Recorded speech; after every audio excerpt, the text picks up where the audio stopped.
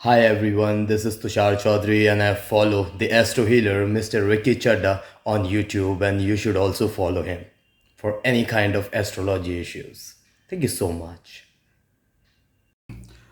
Hello दोस्तों, Ricky चड्डा यहाँ पे। ये जो वीडियो बना रहा हूँ इस पे बात करूँगा मैं मंगल के बारे में, जो अस्त होने जा रहे हैं, जो सोने जा रहे हैं 26 अगस्त को, जो कि कल सवेरे हैं। और ये मंगल अभी सूर्य के साथ में सिंह राशि में है। मंगल अस्त रहेंगे काफ़ी लंबे समय तक, क्योंकि ये मंगल और सूर्य एक साथ में आगे पीछे चलते रहेंगे जब तक 29 नवंबर तक, जिसमें से बहुत इंपॉर्टेंट डेट्स जो है जो आपके साथ में मैं साझा कर रहा हूं। 26 अगस्त से लेकर के 6 सितंबर तक सिंह राशि में मंगल अस्त रहेंगे। फिर 6 सितंबर से लेकर के 22 अक्टूबर तक ये कन्या राशि में अस्त रहेंगे। और ये जो अवस्था रहेगी मंगल की, ये 29 नवंबर तक रहेगी। अब इस वीडियो में मैं आपसे सभी राशियों के बारे में बात नहीं करूंगा, क्योंकि सभी राशियों पे इसका बुरा परिणाम नहीं पड़ने जा रहा है। बुरा तो किसी पे नहीं पड़ने जा रहा है, लेकिन सबसे ज्यादा प्रभावित जो राशियां रहेगी मैं उसकी बात करूंगा। प्रभावित राशियां कौन सी है, आप प्लीज इसको नोट कर लीजिए। पहली राशि मेष और वृश्चिक। क्यों? सवाल क्यों? क्योंकि ये दो राशियां हैं, इनके स्वामी हैं मंगल, जो अस्त होने जा रहे हैं। दूसरी राशि जिसकी मैं बात करूंगा वो है सिंह राशि, क्योंकि सिंह राशि 26 अगस्त से 6 सितंबर तक, ये 10 दिन जो है यहाँ पे सिंह राशि, इस राशि में ही यानी कि उनके लग्न में ही ये मंगल अस्त होने जा रहे हैं। दूसरी राशि जो है वो है कुंभ राशि। कुंभ राशि भी प्रभावित रहेगी 26 अगस्त से लेकर के 6 सितंबर तक, क्योंकि ठीक उनके सामने 7वें घर में, आप देखिए मंगल जहां पर सिंह राशि में अस्त हो रहे हैं, उनके बिल्कुल सामने जो है वो जो राशि पड़ती है वो है कुंभ राशि। अच्छी बात यह है कि कुंभ राशि में गुरु विराजमान है, तो कहीं ना कहीं पे ये चीज को संभाल लेंगे। अब आती है बात कन्या राशि की। अब कन्या राशि क्यों? कन्या राशि क्योंकि कन्या राशि के 12वें घर में यानी कि सिंह राशि में ये जो युति बनी हुई है और जिसमें मंगल अस्त होने जा रहे हैं। फिर आती है बात तुला राशि की। लेकिन तुला राशि पे इसका प्रभाव कब पड़ेगा? तुला राशि पे इसका प्रभाव पड़ेगा 6 सितंबर के बाद, क्योंकि तब 6 सितंबर के बाद जब मंगल कन्या राशि में जाएंगे तो वो तुला से 12वीं राशि हो जाएगी, और फिर कुछ दिनों में ही सूर्य साथ में आकर के उनके बाद बैठेंगे और तब ये फिर से अस्त होने जा रहे हैं। बाकी राशि वाले प्रभाव रहेगा, लेकिन उतना ज्यादा आपको चिंता करने की जरूरत नहीं है। तो इसीलिए मैं सिर्फ आज जो बात करूंगा ये इन्हीं राशियों पे मैं बात करने जा रहा हूं। इन राशियों के बारे में थोड़ा समझ लीजिए, बाकी सब राशियों को ज्यादा मैंने महत्व नहीं दिया है। तो चले देखते हैं कि ये राशियों पे किस तरह का प्रभाव पड़ने जा रहा है।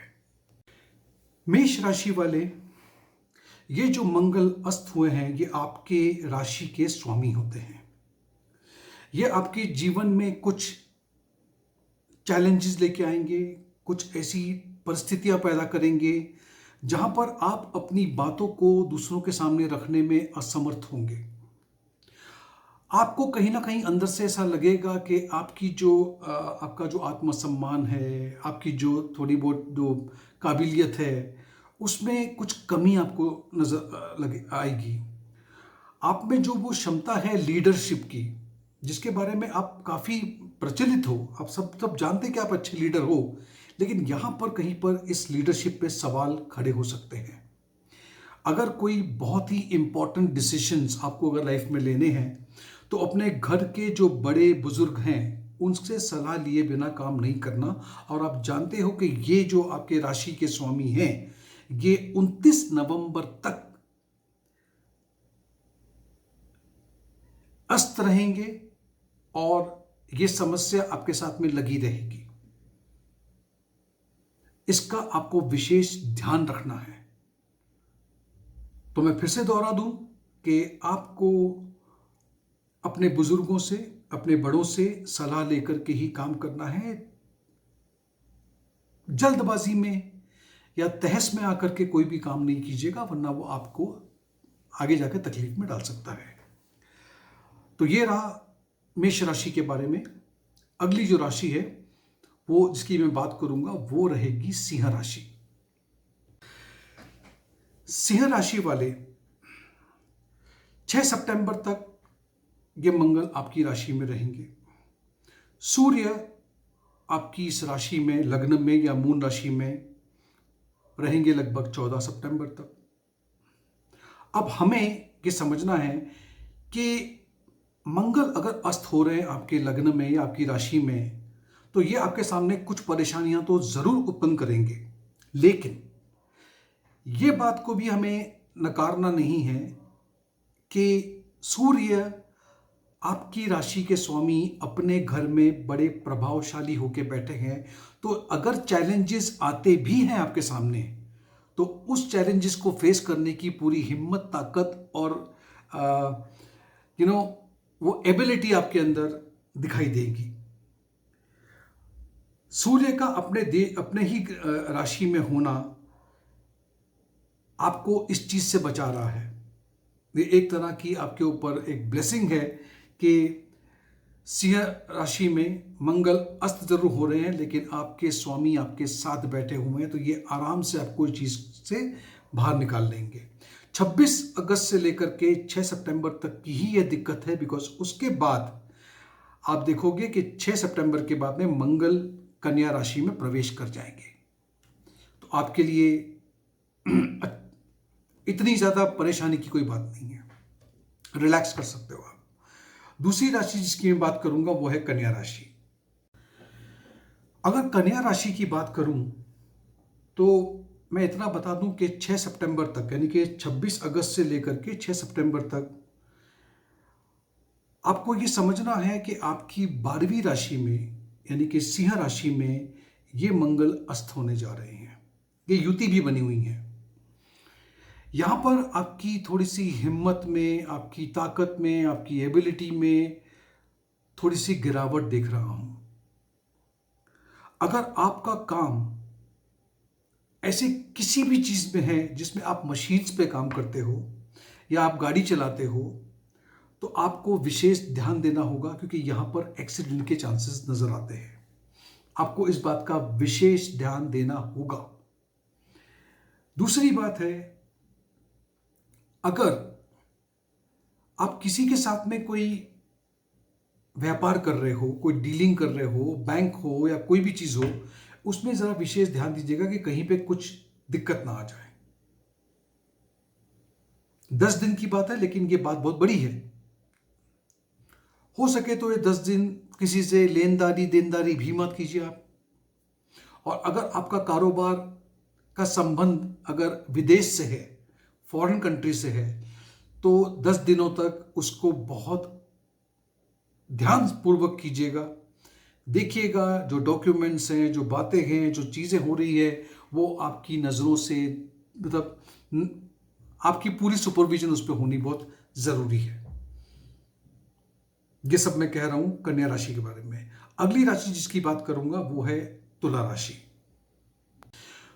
तुला राशि वाले, अब तुला राशि वाले इस बात को बहुत गहराई से, आराम से समझने की कोशिश करो कि आपके लिए ये जो मंगल है, जो अस्त होने जा रहे हैं, वो मंगल 6 सितंबर के बाद आपके लिए अस्त होंगे, और वो 29 नवंबर तक, ये बहुत लंबा समय है जब आपके लिए ये मंगल अस्त रहते हैं।